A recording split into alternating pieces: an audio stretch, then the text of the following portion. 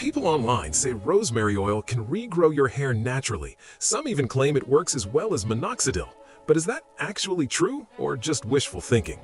Today, we're breaking down the science, the studies, and what you can realistically expect before you put anything on your scalp.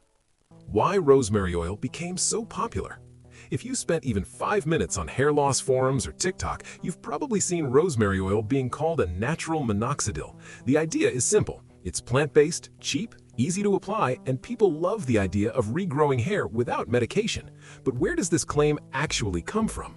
Rosemary has been used in traditional medicine for centuries, mostly for circulation and scalp health. The theory is that it may improve blood flow around hair follicles and reduce inflammation, two things that can matter in certain types of hair loss. Then, in 2015, a small clinical study compared rosemary oil to 2% minoxidil over 6 months. Both groups saw an increase in hair count by the end of the study, and there wasn't a significant difference between them.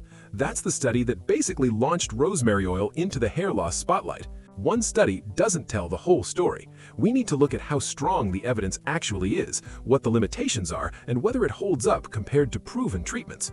So in this video, we're going to separate hype from reality and answer the real question: is rosemary oil worth your time, or is it just a nice-smelling placebo?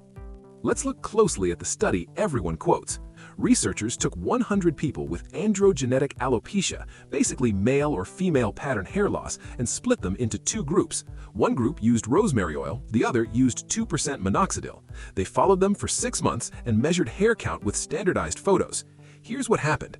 At 3 months, no real change in either group. That's actually normal because hair growth treatments usually take time.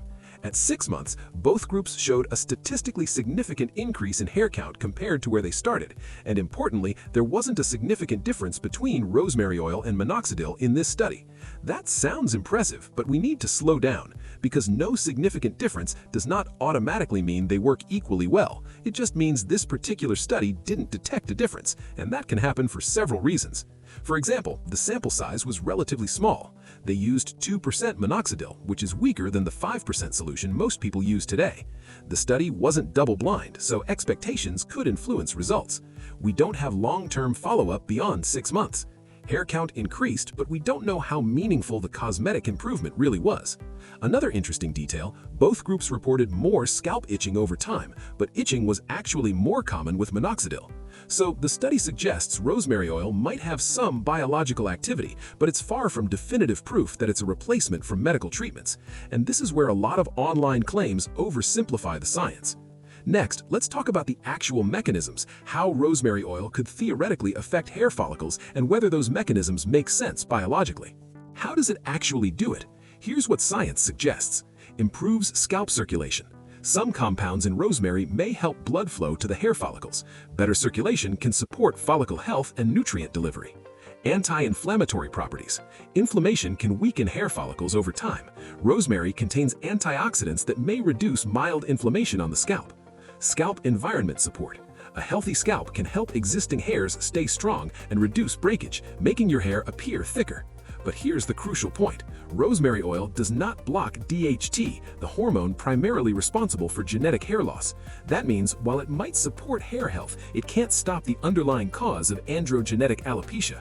In short, rosemary oil can be a helpful supportive treatment, but it's not a replacement for clinically proven options like minoxidil, finasteride, or dutasteride. Let's talk about what rosemary oil can realistically do for you. Who it might help. People with early thinning who want to support scalp health. Those experiencing mild shedding or hair breakage. Individuals looking for a natural, low-risk addition to their routine. Who it won't help on its own.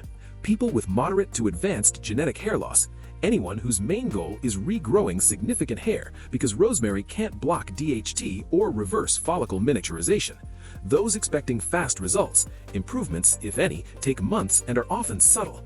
Think of rosemary oil as a supporting player, not the star of your hair loss strategy. It can improve scalp health and strengthen existing hair, but for real regrowth and pattern hair loss, proven medical treatments are essential.